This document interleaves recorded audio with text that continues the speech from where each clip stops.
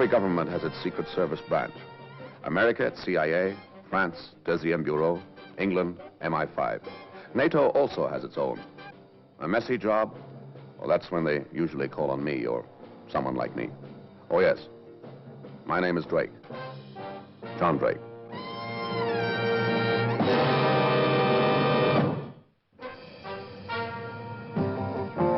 I can clearly remember the very first time I experienced a real, genuine surprise. It was when I learned that storks bring only storks. Now, since then, I've been surprised, but not as much, until this morning. I had a call from the Baravian embassy asking me if I'd come at once to see them. Now, I've been sentenced to death by their present government, in my absence, fortunately. Technically speaking, of course, the Baravian embassy is on Baravian soil, but they were hardly likely to execute me there and then on a Wednesday morning in a respectable London square, so curiosity got the better of me. I was even more surprised when I was ushered into the office of my old enemy, Miguel Torres, spy, undercover agent, provocateur, freelance saboteur. My old friend, John Drake. Why aren't you dead? Have a cigarette. Yeah, thank you. What do you think, huh? Of what? Of me, Miguel Torres, now the legitimate representative of a legitimate government. Everything legitimate. Come now, we do not carry torches or banners, you or I. We do a day's work for a day's pay, and if we find ourselves on the opposite sides of the fence, what harm? We are professionals, mechanics. When the job is over, there is no hard feelings, huh? What's on your mind? Our President Gomez and his wife arrived in this country last night. Oh, yes, I do scan a newspaper occasionally. Top-level trade talks, very good publicity angle, too. The lovers, where my husband goes, I go. My country and Maria are my life. It's all very touching. I did a good job, yes. But it is all true. They are very dependent upon one another. So? Nothing must happen to either of them while they are in London. This is why I have sent for you. Why me? I was told to get the best. Your dear old pal. Right. I want you with your quick eyes watching, and your big ears listening, and your animal sense of danger. And the real reason?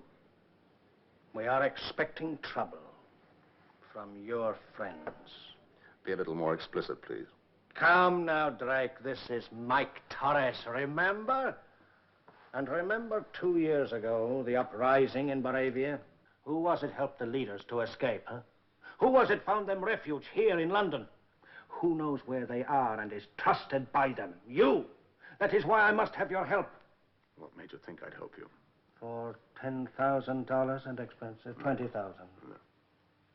Double if you stop an attempt. Triple if you stop a bullet. No, I wouldn't like to take your government's money. But I'll take the job, for one reason only. As you say, I know many Baravian exiles in this country. To them, the mere existence of your President Pablo Gomez is an offense and extreme provocation. They've got every reason for wanting to kill him. But they're my friends, and I wouldn't like them to get into that sort of trouble. He's not worth it. But you will help me. Yes, I'll Come. help you. Thank you. And I feel so lonely and I see Enter. Mr. Drake, senora. Bring him in.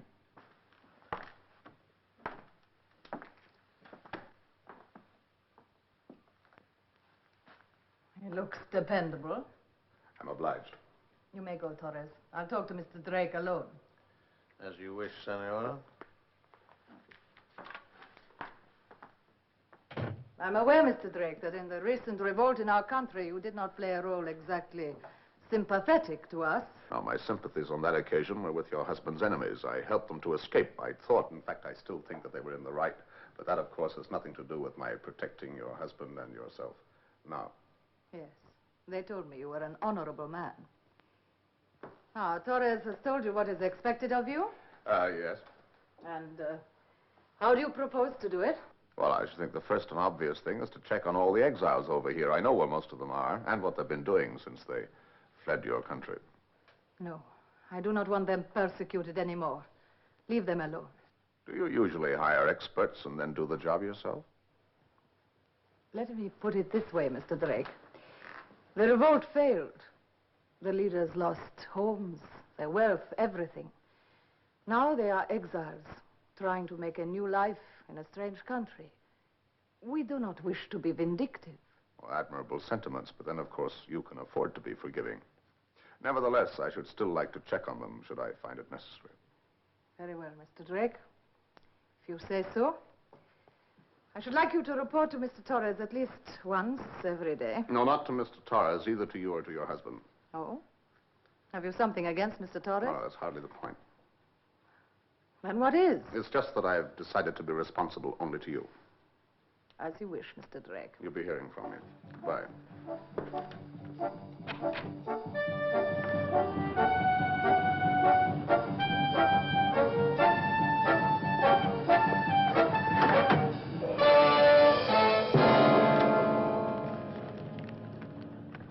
A Mr. Stavros said he was waiting to meet me in a pub called the Cricketers. I'd never heard of Mr. Stavros, but his style was dramatic. He said it was a matter of life and death.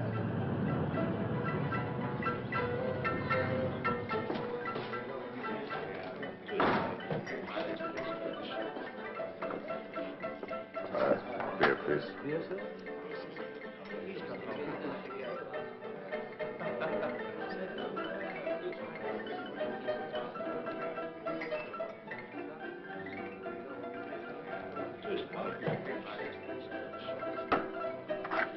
Thank you.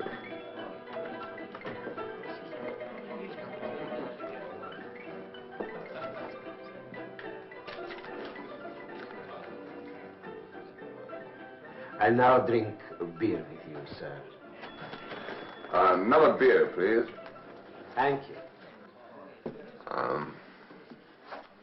You write this note? Perhaps. You say that there is a certain piece of information which might be of considerable interest to a distinguished visitor to this country? I do not say. The note says. All right, the note says. It is nice, I think. I first tell you a little about myself, a little background, yes? Thanks, go ahead. I'm a solitary man. My own little room, my own bed. There's only me and my cat living together quietly with love and peace. My little cat. Her name is Samuel. I thought it amusing to give a little boy's name to my little girl cat. You find it amusing? You agree? Yes, I agree. Very amusing. Samuel, she has her amusements, yes, and I have my hobbies. Once my hobby was to set fires, commercially, you understand, for a fee, nothing personal, you understand? I understand. Oh, it was a big success, but I grew bored, yeah, dull. Now I have a more interesting hobby. I make bombs. Commercially, for a fee. Nothing personal. Huh? Exactly. Oh, that's very interesting, but right now I'm rather overstocked on bombs. Oh, no, you must not treat me like a door-to-door salesman. I'm not so, trying to sell you a bomb. What are you trying to sell me? A piece of information. Oh, go ahead. Early this morning, I delivered a bomb to a customer. It is intended for a very distinguished visitor to this country. Thank you. Very much. First.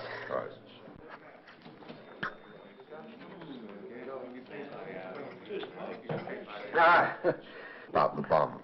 The bomb. Oh, yeah, the bomb. Well, usually I'm not concerned with what happened to my products. I make them, I deliver them, I take the fee. But this one, special thing. What an unusual order. And so delicate. A mechanism. A thermal bomb.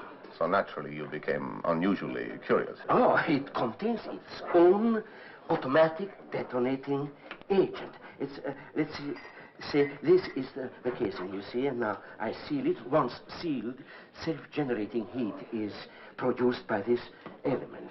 Here, you see, at a set time, the fuse ignites itself and... Very impressive. Oh, my dear sir, the hours of experiment. And nothing comes easy. Endless trial and error. Very few sincere craftsmen left in the world today. That's the trouble. No pride in the work. No pride. Everybody just wants how much overtime, restricted practice. Materialism is destroying us. Now, about the bomb, what time is it set to go off? You have delivered it, haven't you? I can tell you who purchased it, where it is now, and what time it will detonate itself, and where. I do not think £10,000 too high a price for this information, do you? Rare bargain. How do you learn these things? You're very clever, sir. Also cunning. If I tell you how, I tell you who and where. All right. I'll pay. Where is it? No. In advance. If the money is not forthcoming later, what steps could I take? Can I sue?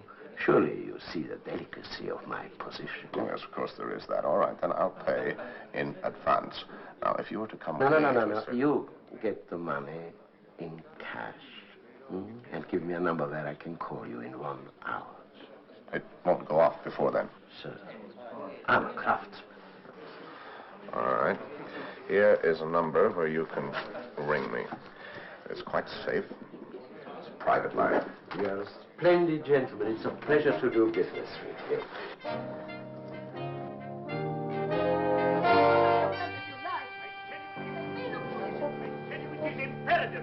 Make a fool of yourself if you like, but do not make me look foolish in public, you hear? And, Oh, Mr. Drake, do come in. I told you about Mr. Drake, dearest. Remember? Yes, of course. Glad to know you, Drake. How do you do, sir? I have a report to make. I will attend to Mr. Drake, darling. I know you have such a lot on your mind. Thank you, my love. That would be most helpful. And now I had to tell her that somewhere in London, a bomb was waiting to keep an appointment with her husband.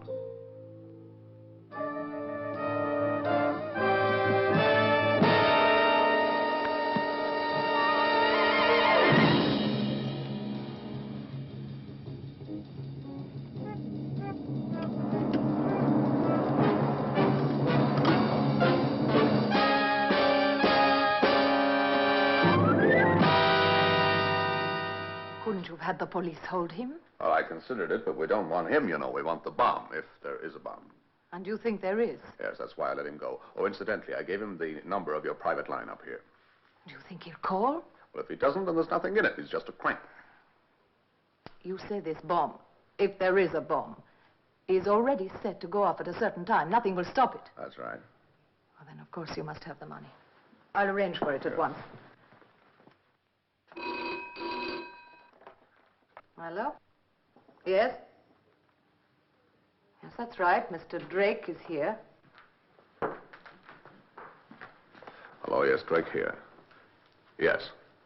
Yes, I have the money. Now, if you will come to... All right. 5 o'clock. I'll be there. Yes, alone. And to put the money in a briefcase, go to Paddington Station and wait by the bookstall. Torres, we'll see that you're covered. No. His men will If he sees anyone watching me, then I won't be approached. I'm sorry, but no cover. Very well, Mr. Drake. Go alone. Yes, I think so.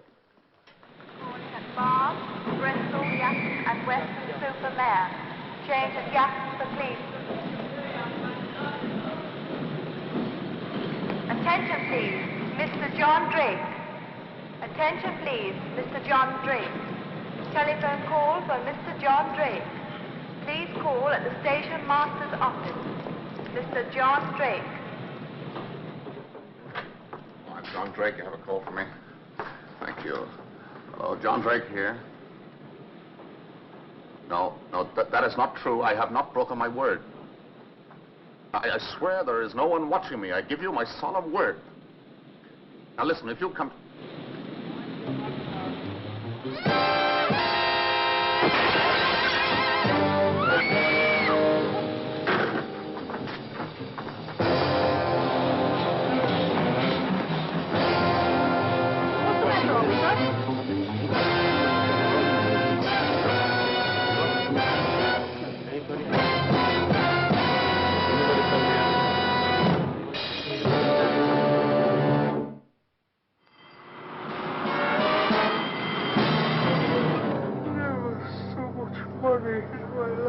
We made a bargain. A bargain. Do you remember? You said that you were a craftsman, an honest man. Remember? I remember. The bomb. Where is it? What time does it go off? Tonight. 8:25. Precisely. Tonight? Precisely. 8:25. Precisely. Approximate. Where is it? Where? It's...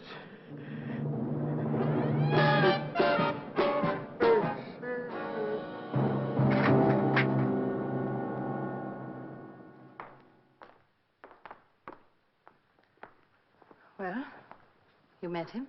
Yes, I met him. But unfortunately, someone had put a bullet in him first. Oh, how terrible. Did he tell you anything? Yes, he told me something, but not enough. Did you ask Torres to have a watch put on me? Sorry, Mr. Drake, I have important business. No, I did not order anything of the kind. Why don't you check with Mr. Torres? I will. I promise you, my friend, no one gave orders that you were to be followed to the station. How did the murderer know where to find him? Are there any extensions on the private line upstairs? Of course not. I told no one else. The only people who knew were the president and his wife. But who killed Stavros is not our main problem at the moment. We have to find that bomb. I'll go and check on the exiles. It seems to be the logical step. I'll be back later on. I knew where each and every one of them were located, and I could put my hands on them at a moment's notice. But none of them knew anything. I kept Leonido to the last. I had a soft spot for Leonido. Leader of lost causes, idealist in chief, and perennial sacrificial goat. He doesn't know anything about this bomb, Mr. Drake. I promise you he doesn't. I'm sure he doesn't, Rosa.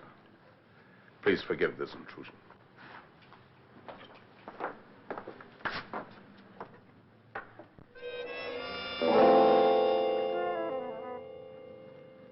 Please, Mr. Drake, don't.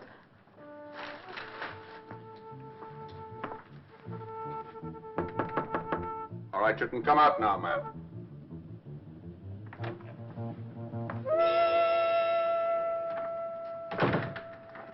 Don't worry about anything, Rosa. I'll take care of it all. And I hope so much the new doctor will be able to help him.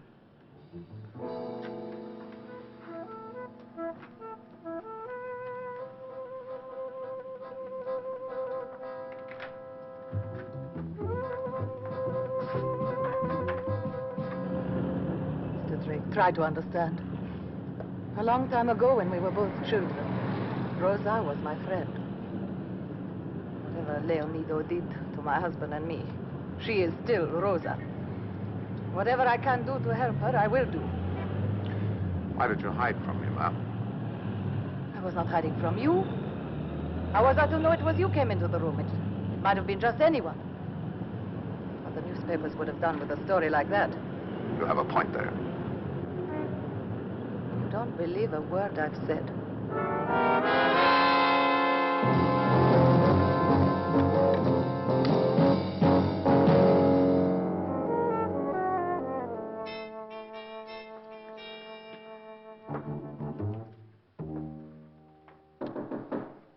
Enter. Aha, Mr. Drake. Good evening. May I bring my men in now, sir? Men? What men? What for? Oh, to search your suite, Mr. President. Either you have gone mad or I have. Now tell me slowly, why should anyone want to search my suite? Sure your wife has told you? She told me nothing. One moment, she is here. Maria, here a moment. Yes, my love? What's all this nonsense I hear from Drake about searching the suite? Mr. Drake has had information that a thermal bomb designed to kill us is concealed somewhere. Possibly in the embassy. What, and you knew this and did not tell me? Oh, for heaven's sake, Maria. I keep many things from you, Pablo. I saw no point in upsetting you. By all means, bring in your men. Make a complete search. I cannot understand you, Maria. Not to tell me something as important as this. May I suggest that you both go into the morning room that's already been searched? Very well. Thank you very much. Keep me aware of any developments, Drake. Oh, yes, of course. Would you come in now, please? Thank you. As quickly as you can.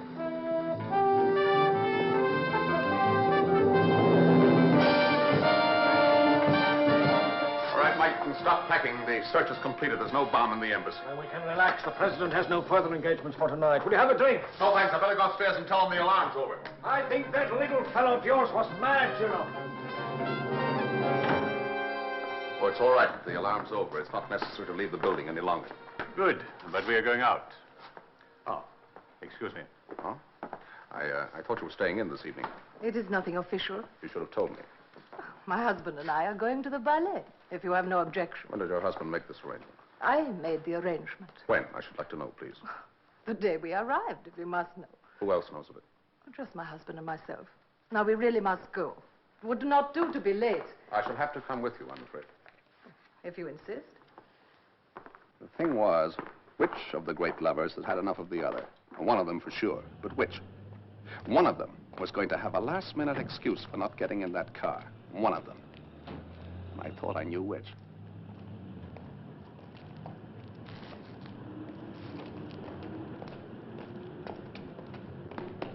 Sir, a long-distance call. The Minister for Defense. He must speak to you immediately. What now? Very well. Sorry, my love. You go on. I will follow. I was wrong. He stayed behind, not her.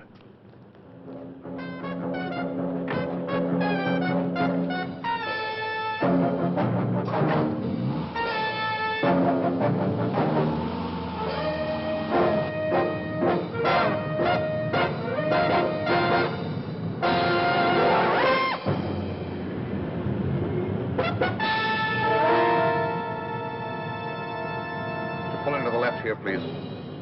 What is it, Mr. Drake? I'm in a hurry. Afraid you'll have to be patient a moment now. On, please. Go on, quickly. Thank you. Sorry, no time to argue.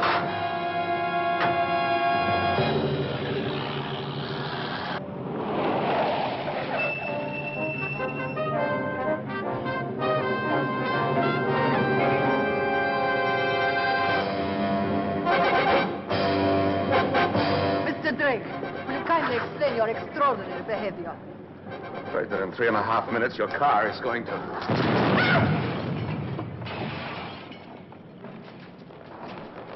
3 minutes, 25 seconds too early. There are no real craftsmen anymore. Would you find a taxi, please?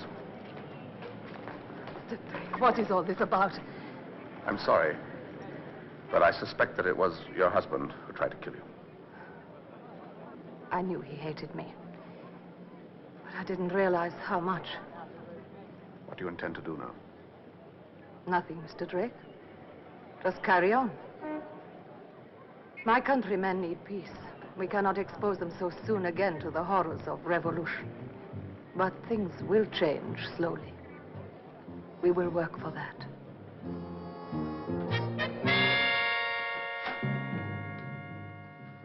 Well, why are you back so soon? I'm afraid I have something very dreadful to report, sir. Yes? Your car has been blown up by a bomb. No. My wife, she was in it. No. Thanks to Mr. Drake, I was not. I think you should know, sir, that I shall be making a full report on this, and if any other accidents were to happen to your wife in the future, I should make quite certain that the world knows all about this one.